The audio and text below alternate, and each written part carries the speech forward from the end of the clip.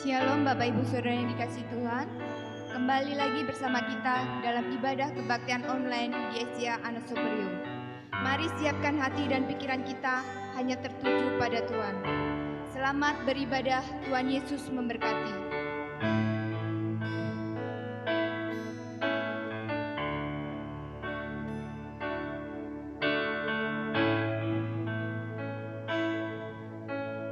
Roh-Mu yang hidup penuhiku, mengalir dalamku. Jiwaku tenang bersamamu dalam naunganmu. Ku buka hati untuk jamahanmu, berserah penuh di hadiratmu. Kau ambil alih seluruh hidupku, di altarmu menyembahmu. Roh yang hidup, Roh-Mu yang hidup, pulihkanku. Engkaulah damaiku, Engkaulah damaiku. ku hidup oleh anugerah-Mu. Ku hidup oleh anugerah-Mu yang menyertaiku. Bersama-sama katakan, Ku buka hati untuk jamahanmu, berserah penuh di hadiratmu. Kau ambil alih seluruh hidupku, di altar-Mu, di altarmu menyembahmu. ku buka hati, Ku buka hati untuk jamahanmu, berserah penuh di hadiratmu. Kau ambil alih seluruh hidupku, di altarmu menyembah. bersama-sama. Buka hati untuk jamahanmu, berserah penuh di hadiratmu. Kau ambil alih seluruh hidupku, di altar-Mu, di altarmu menyembahmu. di altar-Mu, Menyembahmu, di altar-Mu. menyembahmu. Aku akan meminta kepada Bapa, dan Ia akan memberikan kepadamu seorang penolong yang lain, supaya Ia menyertai kamu selama-lamanya, yaitu Roh kebenaran. Dunia tidak dapat menerima Dia, sebab dunia tidak melihat Dia dan tidak mengenal Dia. Tetapi kamu mengenal Dia, sebab Ia menyertai kamu dan diam di dalam kamu. Aku tidak akan meninggalkan kamu sebagai yatim piatu. Aku datang kembali kepadamu. Haleluya. Huri kasandiki. Yini kiti pasaluku.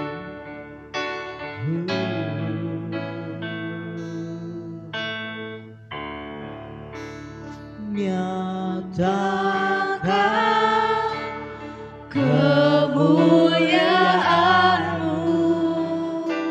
di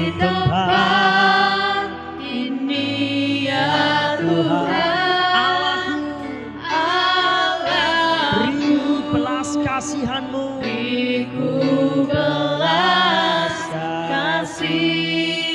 kasihan-Mu. Bangkitkan roh-Mu ya Tuhan.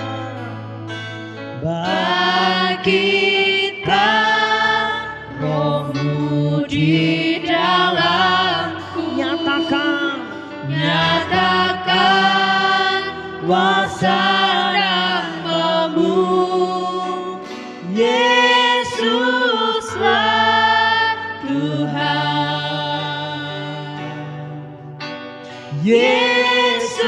Yesuslah Tuhan. Bagi semua bangsa. Nyatakan kemuliaan-Mu Tuhan. Nyatakan Amin. kemuliaan. Nyatakan roh-Mu dalam hidup kami. Di tempat Bangkitkan roh-Mu dalam kehidupan kami Tuhan. Untuk kami memanifestasikan kuasa-Mu. Untuk mendemonstrasikan kuasa-Mu Tuhan. beriku belas kasihan-Mu. Oh, bangkitkan.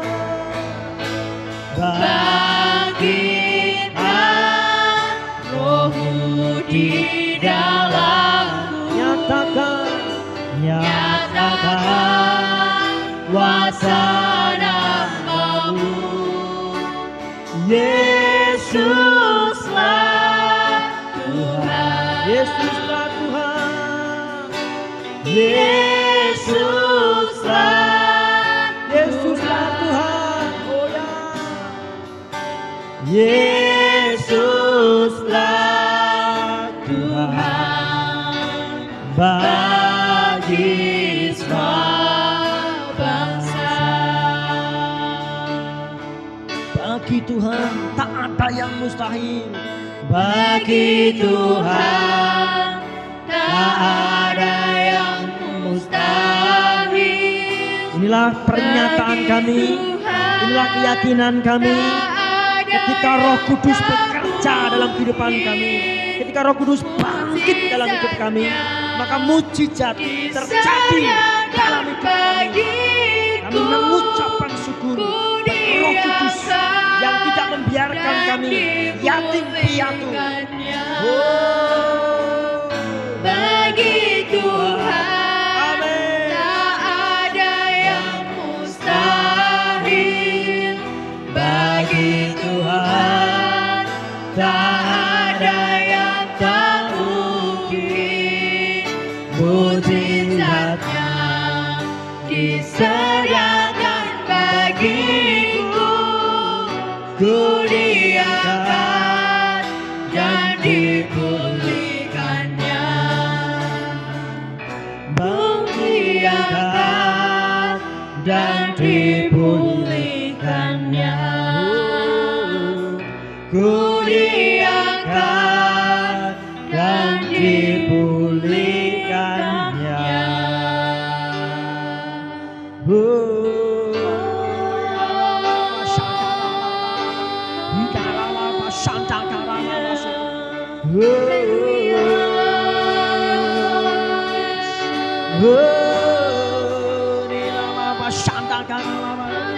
Haleluya. Roh-Mu tercurah, Roh-Mu dinyatakan. Haleluya.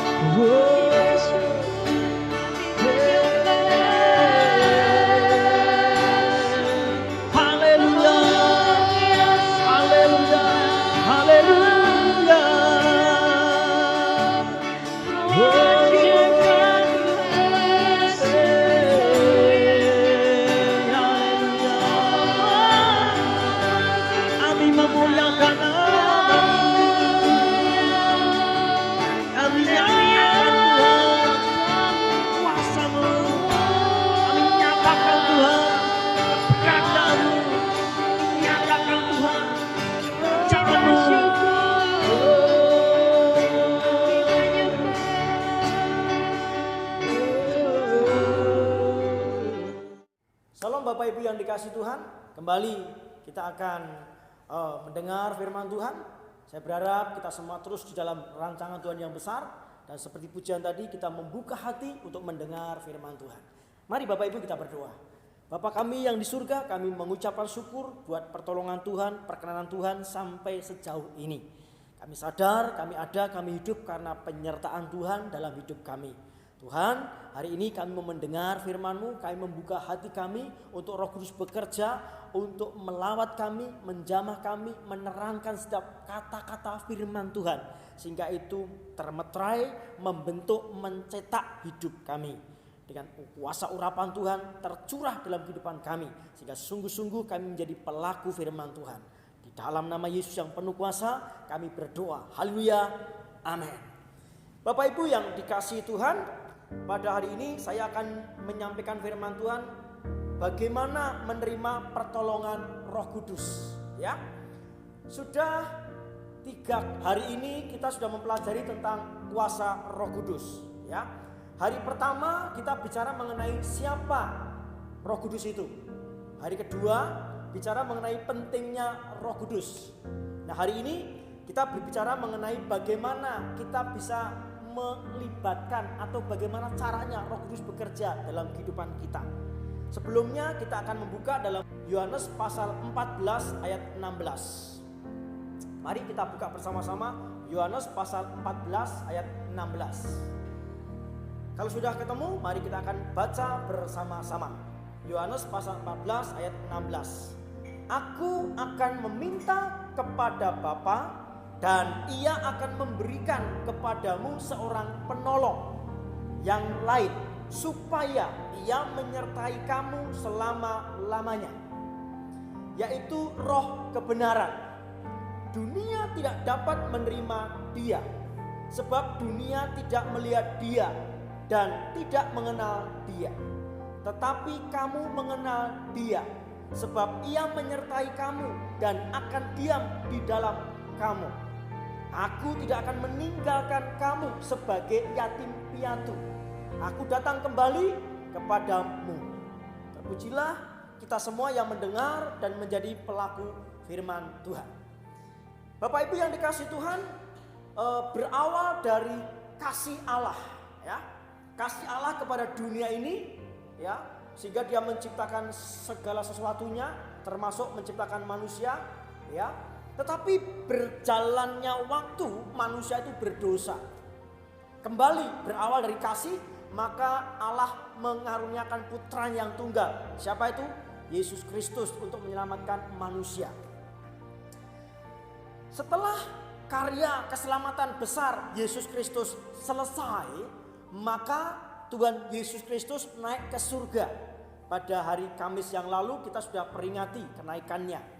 Nah, tetapi Tuhan Yesus juga pernah berjanji bahwa Dia akan memberikan penolong, yaitu Roh Kudus.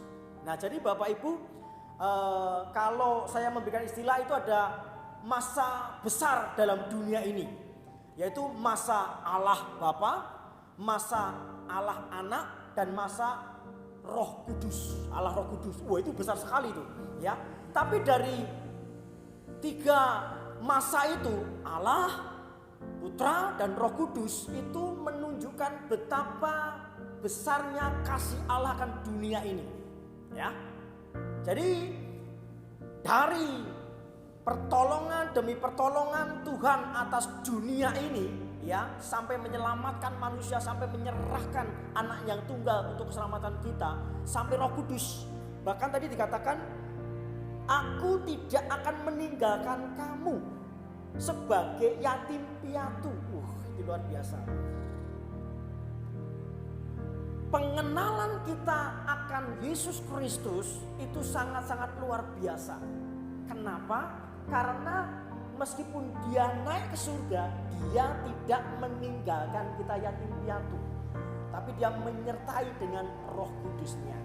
Nah, oleh sebab itu Bapak Ibu yang dikasihi Tuhan, kita sekarang akan melihat bagaimana cara kita menerima pertolongan Roh Kudus, ya. Yang pertama, sadari bahwa kita ini ada kelemahan dan kita membutuhkan akan Roh Kudus. Sadari itu. Sadar bahwa kita ini ada kelemahan, kita memerlukan pekerjaan Roh Kudus dalam hidup kita. Ayo kita membuka di dalam Roma pasal 8 ayat 26. Ya. Mari Bapak Ibu yang di rumah, kita akan baca Alkitab kita. Roma pasal 8 ayat 26. Sudah ketemu? Mari kita akan baca bersama-sama. Demikian juga Roh membantu kita dalam kelemahan kita. Sebab kita tidak tahu bagaimana sebenarnya harus berdoa. Tetapi Roh sendiri berdoa untuk kita kepada Allah dengan keluhan-keluhan yang tidak terucapkan.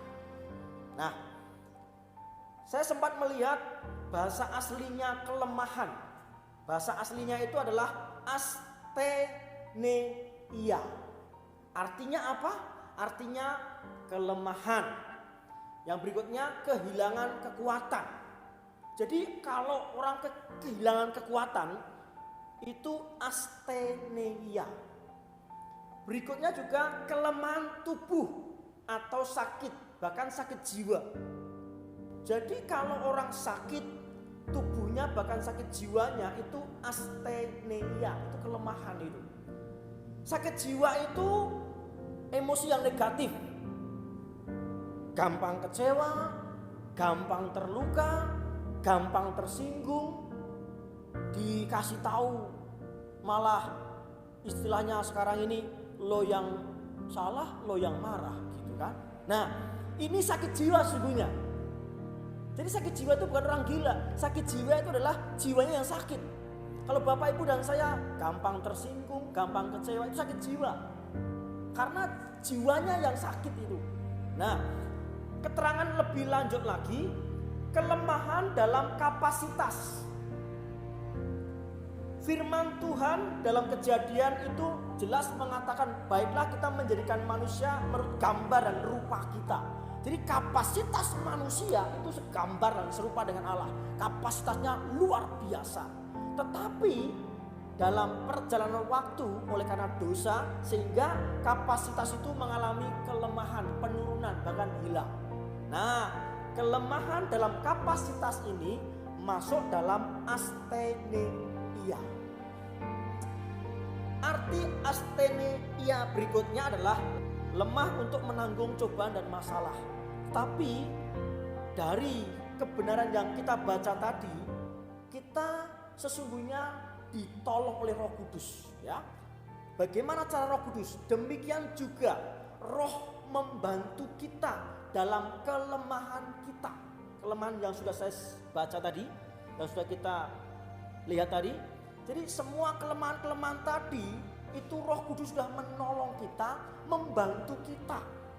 Bagaimana sebenarnya harus berdoa. Kadang kita sudah hopeless gitu. Aduh, bagaimana caranya untuk berdoa. Untuk ngomong saja nggak bisa. Tapi Roh Kudus menolong kita. Nah, sadari akan hal itu. Bahwa kita ada kelemahan. Kita ada kekurangan. Tuhan, tolong saya Tuhan. Saya nggak bisa melakukan hal ini Tuhan. Sadari itu. Saya berpikir begini. Orang yang nggak sadar kelemahannya adalah orang yang sombong. Orang yang nggak sadar akan kekurangannya adalah orang yang merasa sudah sempurna. Itu salah. Itu salah. Jadi ayo Bapak Ibu, mari kita memiliki kerendahan hati untuk kita menyadari, Tuhan, saya lemah dalam hal ini. Tuhan, saya lemah dalam hal itu. Tuhan, saya perlu pertolongan Tuhan. Nah, ketika kita menyadari akan hal itu, maka Roh Kudus akan membantu kita, akan menolong kita, akan menyampaikan kepada Bapa di surga. Jadi sepertinya begini, ketika saya mengalami kelemahan, kekurangan, keterbatasan, banyak masalah pergumulan dan saya nggak bisa ngomong apa lagi, Roh Kudus begini, Bapa di surga, itu tolong Wisnu, dia punya masalah, dia punya pergumulan, dia sampai nggak bisa ngomong lagi, Bapak tolong dia. Nah gitu. Jadi demikian juga Roh membantu kita dalam kelemahan kita. Sebab kita tidak tahu bagaimana seharusnya berdoa. Tetapi Roh sendiri berdoa untuk kita kepada Allah dengan keluhan-keluhan yang tidak terucapkan. Jadi ketika keluhan saya nggak terucapkan lagi karena begitu tertekan hidup yang saya alami, itu Roh Kudus menolong saya menyampaikan kepada Bapak, Bapak ini loh keadaan Wisnu, tolonglah dia Bapak. Nah, jadi Bapak Ibu sadari akan itu. Kita punya Roh Kudus, kita punya penolong yang sungguh-sungguh kita perlukan dalam kondisi kita lemah. Jadi Bapak Ibu yang dikasih Tuhan, apa penerapan untuk hal ini ya? Rendahkan hati kita dan kita sadari bahwa semua kelemahan itu tidak bisa selesai tanpa penyertaan Roh Kudus. Ya. Jadi Bapa, Roh Kudus, saya banyak kelemahan. Saya membutuhkan Engkau. Biarlah melalui kebenaran firman Tuhan ini kita sungguh-sungguh memiliki kesadaran hati. Kita memiliki sebuah kerendahan hati untuk kita mengakui bahwa kita banyak kelemahan, banyak kekurangan. Sekali lagi, biarlah Roh Kudus menolong kita memiliki sebuah kerendahan hati dan kita sadar bahwa kita perlu Roh Kudus. Tuhan memberkati Bapak Ibu sekalian. Cara yang kedua supaya kita bisa menerima pertolongan Roh Kudus adalah sadari bahwa Roh Kudus itu memang diberikan untuk menolong kita. Sadari itu dan biarlah kita mengerti benar, mengenal benar bahwa memang Tuhan Yesus naik ke surga itu mengutus Roh-Nya untuk menolong kita. Mari kita baca dalam Yohanes pasal 14 ayat 16 ya. Yohanes pasal 14 ayat 16. Mari kita baca bersama-sama. Aku akan minta kepada Bapa dan Ia akan memberikan kepadamu seorang penolong yang lain supaya Ia menyertai kamu selama-lamanya. Jelas ya Bapak Ibu ya. Jadi memang Tuhan itu mengutus penolong atau mengutus Roh Kudus memang untuk menolong kita. Sifatnya bagaimana? Sifatnya selama-lamanya menyertai kita. Aduh, ini hal yang luar biasa. Sekali lagi, Allah mengasihi dunia, ya. Yesus mengasihi dunia, Roh Kudus yang sekarang kita bahas ini, dia mengasihi dunia juga dengan menyertai kita. Arti dunia adalah orang-orang yang mau percaya kepadanya. Penolong arti aslinya atau kata aslinya itu parakletos. Ayo kita ngomong bersama-sama. Sama-sama parakletos. 1, 2, 3. Ya, sekali lagi. Iya, bagus. Parakletos ya. Apa arti parakletos? Parakletos itu artinya advokat. Advokat bukan alpukat ya. Advokat. Penasehat atau asisten hukum. Kristus dalam pengagungannya di sebelah kanan Allah memohon kepada Allah Bapa untuk minta pengampunan dosa. Dalam arti luas, parakletos itu penolong, pembantu, asisten yang dilakukan oleh Roh Kudus. Untuk apa? Untuk membimbing mereka ke pengetahuan yang lebih dalam tentang kebenaran Injil. Jadi parakletos itu menolong kita untuk kita lebih ngerti firman Tuhan, lebih ngerti akan kebenaran. Ya. Arti berikutnya, dan memberi kekuatan ilahi. Waduh. Yang diperlukan untuk memungkinkan mereka menjalani pencobaan dan penganiayaan atas nama kerajaan ilahi. Jadi kalau kita sebagai orang yang percaya kepada Tuhan Yesus, terus kita masuk dalam rencana Tuhan, masuk dalam agenda Tuhan, ya, istilahnya masuk dalam kerajaan ilahi, pelayanan, terus ada tantangan, kesulitan, pencobaan itu. Nah, disitulah peran parakletos ini nyata, ya. Mari kita katakan bersama-sama. Di dalam nama Yesus. Ayo kita bersama-sama ya. Dalam nama Yesus. Ya, bagus. Saya memiliki, bagus, Parakletos. Sekali lagi. Dalam nama Yesus. Bagus. Saya memiliki Parakletos. Puji Tuhan, ya.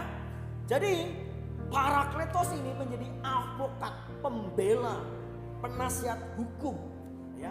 Ada intimidasi, ada orang yang menyalahkan kita atau terus memberikan sebuah tuduhan-tuduhan.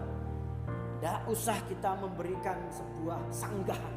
Ialah Parakletos itu berfungsi maksimal. Suatu hari saya dituduh orang begitu, dituduh orang yang saya tidak melakukannya. Saya belajar untuk mengikuti pimpinan Tuhan, ya. Nah, saya belajar untuk diam. Katanya diam itu emas, ya gitu ya. Nah, ketika saya diam, orang ini terus menuduh saya gitu. Saya ngomong begini, saya sudah berkata bahwa saya tidak melakukan itu. Tapi ya terserah, kalau Anda menuduh ya monggo gitu. Nah, besoknya setelah kejadian itu panas begitu, nah orang ini datang, ya Wisnu maaf ya, ternyata kamu nggak melakukannya. Nah, di sini Bapak Ibu saya belajar arti daripada Parakletos ini. Jadi mari kita belajar untuk sadar bahwa kita membutuhkan Parakletos ini. Kita membutuhkan penolong, ya. Kita sadar bahwa memang Roh Kudus itu diberikan kepada kita untuk menolong kita. Jadi libatkanlah dalam segala hal, libatkanlah dalam segala sesuatu. Yang kecil Pak, betul, yang kecil libatkan. Dalam urusan rumah tangga apalagi, keuangan apalagi, dalam urusan pekerjaan apalagi, semua libatkan karya Roh Kudus dalam kehidupan kita. Kurang baiknya apa? Tuhan Yesus sudah mengirim penolong yang lain, yaitu Roh Kudus. Memang itu diberikan untuk menolong kita. Jadi jangan ragu lagi. Jadi sekali lagi ya, masa ya, kalau saya bilang masa Allah Bapa, masa Allah Putra, dan masa Roh Kudus. Allah Roh Kudus, inilah masa Roh Kudus. Jadi ayo terus berinteraksi dengan Roh Kudus, libatkan Roh Kudus dalam segala aspek hidup kita. Ya. Bapa tahu dan mengerti kesulitan kita. Oleh sebab itu Dia mengirim penolong buat kita. Ya. Cara menerima pertolongan Roh Kudus yang ketiga adalah minta pada Bapa agar karya Roh Kudus nyata. Jadi minta. Karena firman Tuhan mengatakan mintalah maka kamu akan diberi. Jadi minta pada Bapa agar karya Roh Kudus itu nyata. Tapi kan Roh Kudus memang diberikan untuk menolong. Pak, iya.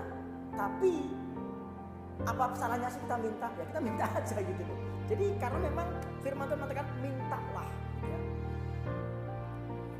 Yuk kita buka dalam Lukas pasal 11 ayat 13. Sudah? Lukas 11 ayat 13. Baca bersama-sama, 1, 2, 3. Jadi jika kamu yang jahat tahu memberi pemberian yang baik kepada anak-anakmu, apalagi Bapamu yang di surga, Ia akan memberikan Roh Kudus kepada mereka yang meminta kepadanya. Nah, jadi minta aja gitu. Saya punya anak dua.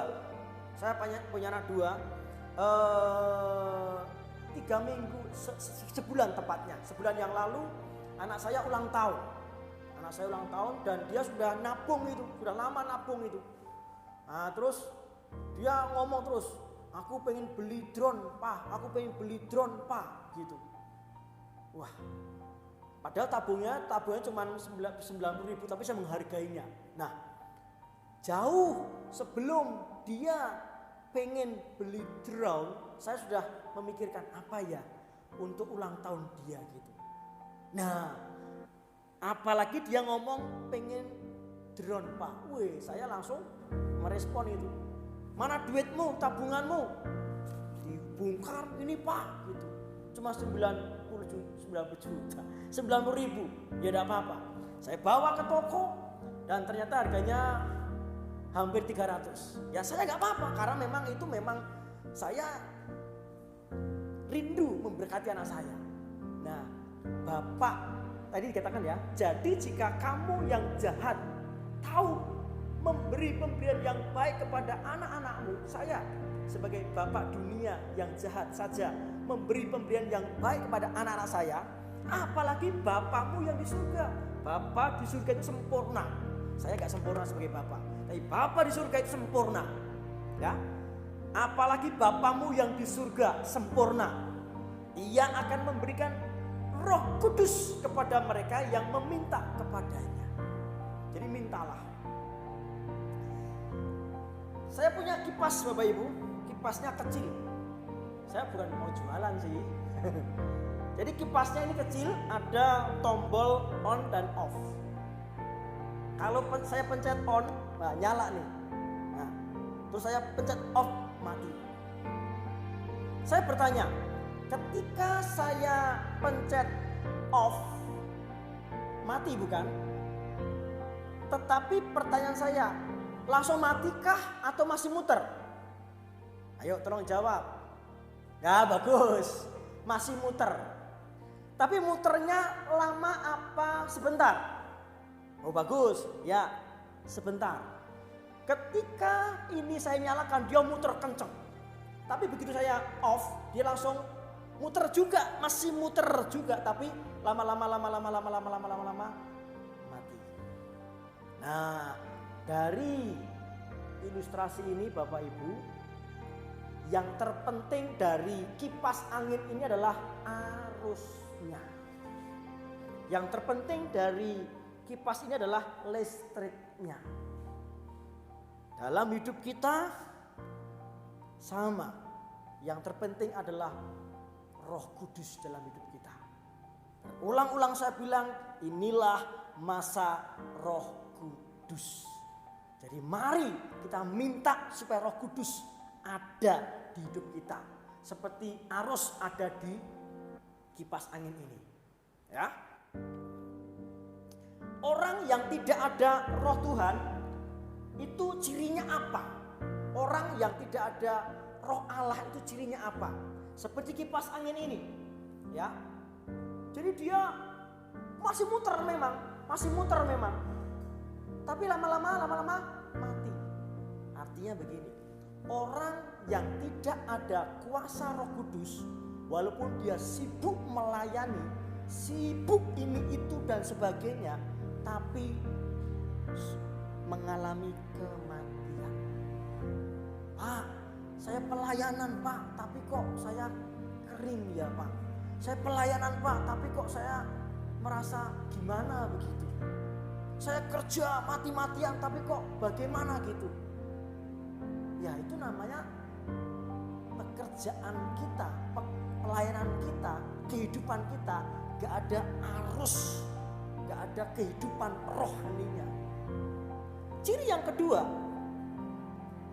sibuk melayani tapi tidak ada manifestasi ilahi. Ya, jadi orang yang tidak ada Roh Tuhan itu sibuk melayani tapi gak ada aktivitas ilahi. Dari pagi, siang sampai malam pelayanan sibuk sekali.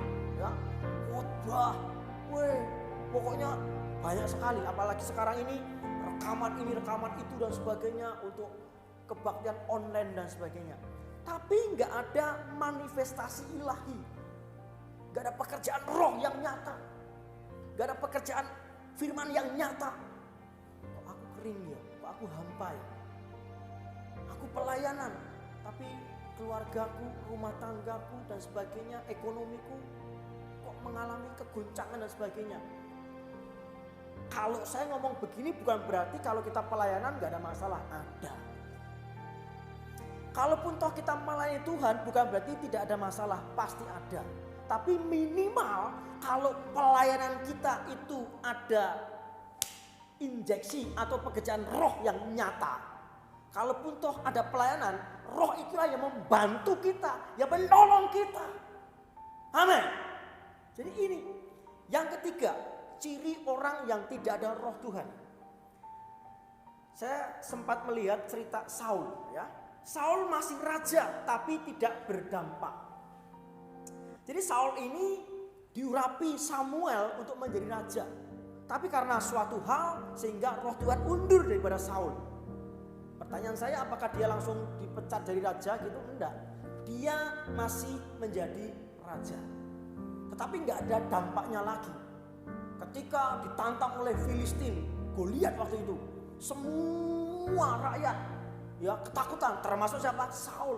Harusnya sebagai raja dia memberikan sebuah rasa nyaman, perlindungan, pengayoman. Jangan pergi, kita hadapi. Tapi apa faktanya? Saul ikut lari. Ini artinya memiliki jabatan tapi tidak berdampak. Maaf kalau saya ngomong seperti ini. Kita mungkin sebagai jemaat, sebagai hamba Tuhan, kita memiliki jabatan, majelis, sebagai penatua atau sintua atau apalah gitu, kepengurusan gereja gitu. Tapi ketika kepengurusan itu di dalam hidup kita nggak ada pekerjaan roh, maka kehidupan pelayanan kita akan hampa dan tidak berdampak. Pastikan Bapak Ibu kita memiliki pekerjaan roh, ya. Yang keempat, masih cerita tentang Saul, ya. Orang yang tidak ada roh Tuhan itu cirinya gampang mengalami emosi negatif.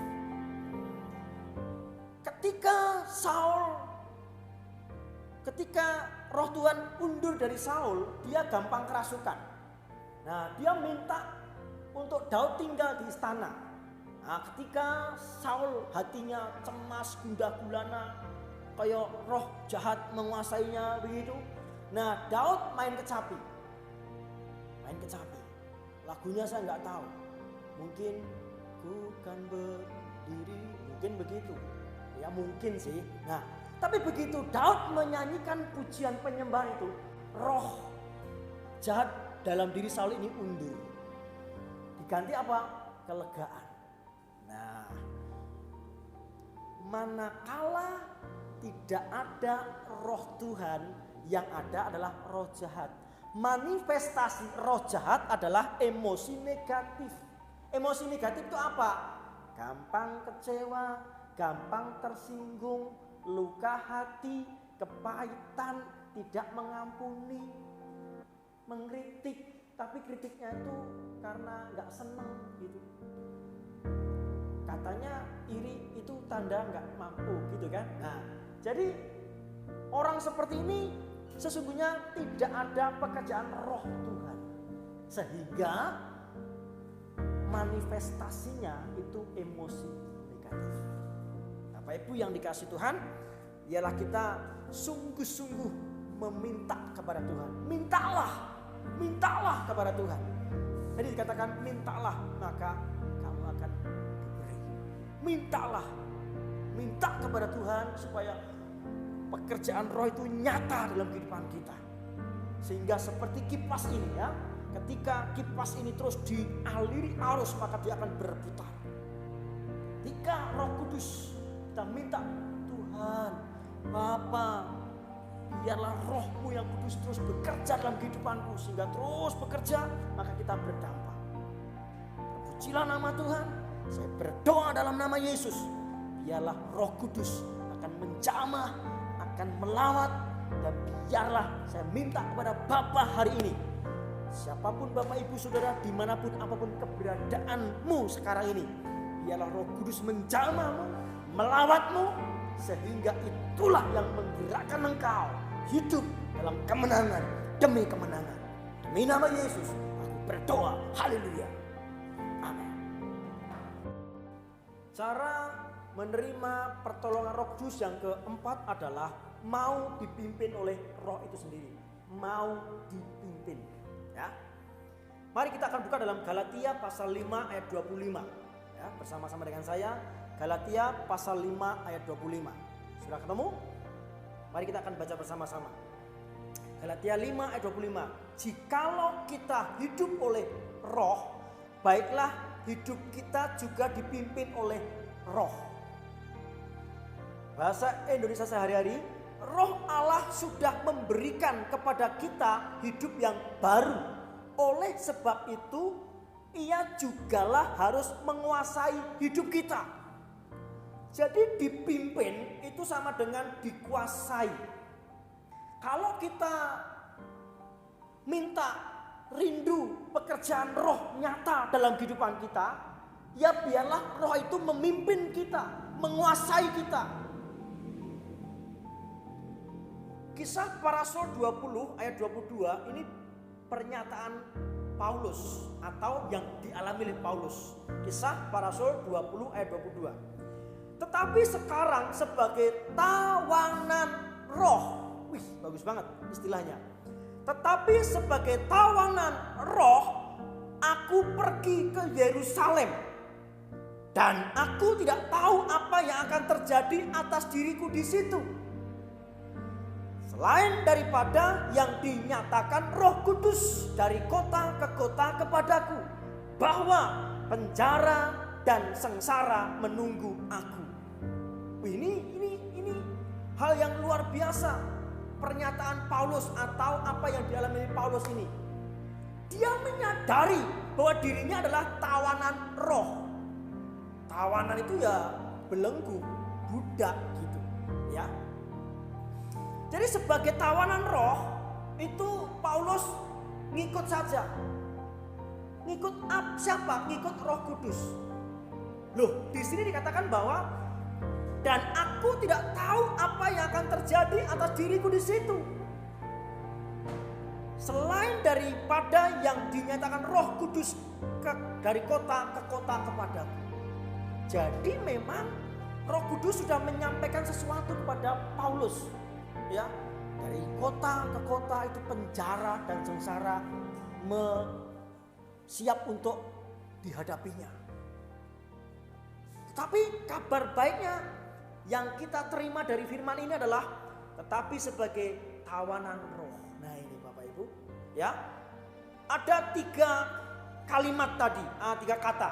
Dipimpin, dikuasai, ditawan. Kalau kita sudah menjadi milik Kristus, kalau kita percaya kepada Kristus, tubuh, jiwa, dan roh kita harusnya menjadi milik Kristus. Kita nggak punya hak lagi atas tubuh, jiwa, dan roh kita. Sehingga sepenuhnya kita menjadi miliknya Kristus atau Roh Kudus itu. Nah ini hal yang luar biasa. Saya lanjutkan lagi di ayat yang ke-24 dari pasal 20 tadi. Tetapi aku tidak menghiraukan nyawaku sedikit pun, asal saja aku dapat mencapai garis akhir dan menyelesaikan pelayanan yang ditugaskan oleh Tuhan Yesus kepadaku untuk memberi kesaksian tentang Injil kasih karunia Allah. Paulus gak peduli mau dipenjarakah, mau sengsarakah, mau dibunuhkah, ya Paulus gak peduli. Tapi Paulus menyadari bahwa saya adalah tawanan roh. Jadi apapun yang terjadi saya akan mengikut saja. Satu hal yang saya tangkap dari kebenarannya adalah tetapi aku tidak menghiraukan nyawaku sedikit pun. Wih, luar biasa. Asal saja aku dapat mencapai garis akhir dan menyelesaikan pelayanan yang ditugaskan oleh Tuhan Yesus. Wih, ini luar biasa. Jadi gak peduli dengan apapun kondisi keadaannya. Asalkan dia menyelesaikan pertandingan yang baik. Kiranya ini menjadi karakter kita. Kiranya ini menjadi kehidupan kita. Bahwa Roh Kudus itu menguasai kita, mengendalikan kita, menawan kita. Sehingga kita pasrah gitu. Terserah Roh Kudus mau bawa saya kemana. Yang penting saya menyelesaikan pertandingan dengan baik. Amin. Ini yang harus kita pahami Bapak Ibu. Jadi cerita atau pengalaman atau pernyataan Paulus ini konteksnya adalah ketika Paulus sedang pamitan kepada jemaat di Efesus, kepada penatua di Efesus. Dan dia ceritakan semuanya, dia pamitan, dan di situ kalau Bapak Ibu baca sampai akhir, itu semua jemaat itu menangis melepas kepergian Paulus. Artinya Paulus sebagai pelayan Tuhan yang profesional. Kenapa bisa menjadi pelayan yang profesional? Karena dituntun, dipimpin, ditawan oleh Roh Kudus. Karena mau dikendalikan oleh Roh Kudus. Bapak Ibu yang dikasih Tuhan,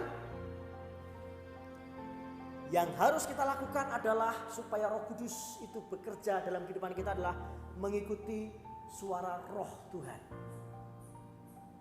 Beberapa minggu yang lalu Pastor Stephen Agustinus memberikan khotbahnya mengenai 10 cara mendengarkan suara Tuhan. Salah satunya adalah melalui hati nurani.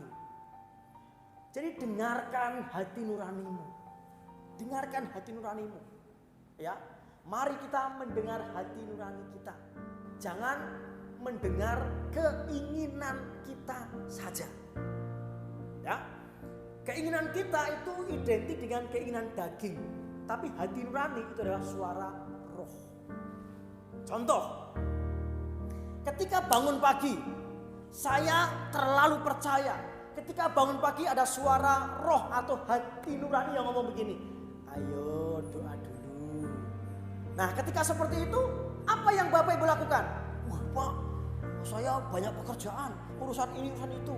Nah di situ kalau kita mau menerima pertolongan karya Roh Kudus nyata dalam kehidupan kita, ayo dengarkan suara Roh Tuhan.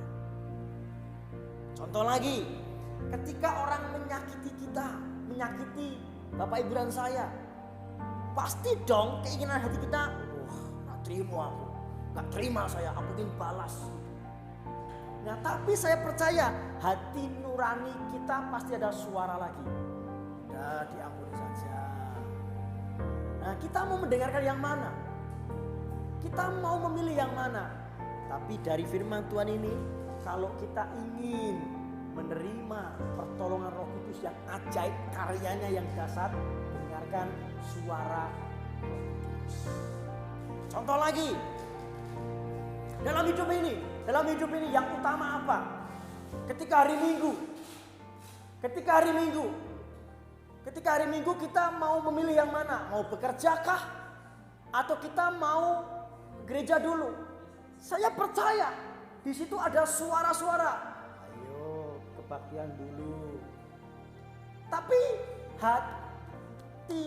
keinginan hati kita, keinginan daging kita, wih tapi ini mepet waktunya ini. Oh, banyak urusan ini, apalagi minggu ini, apalagi minggu pon ini, yang di pasar dan sebagainya itu. Nah, disitulah kita harus benar-benar mendengarkan suara Roh. Ya, kalau kita menjadi tawanan Roh, kita sungguh-sungguh mengikutinya. Ya, Bapak Ibu yang dikasih Tuhan, sekali lagi kita adalah milik Roh Kudus. Kalau kita sudah menerima Yesus Kristus sebagai Tuhan dan Juru Selamat kita, hidup, tubuh, jiwa dan roh kita menjadi milik Dia. Bahkan firman Tuhan ngomong begini, tidak tahukah kamu bahwa tubuhmu adalah bait Roh Kudus? Jadi yang ada di sini, yang ada dalam hidup kita, keberadaan kita ini adalah Roh Kudus. Ini bait Roh Kudus. Ini yang miliki siapa? Roh Kudus. Roh Kudus terserah dong mau buat apa.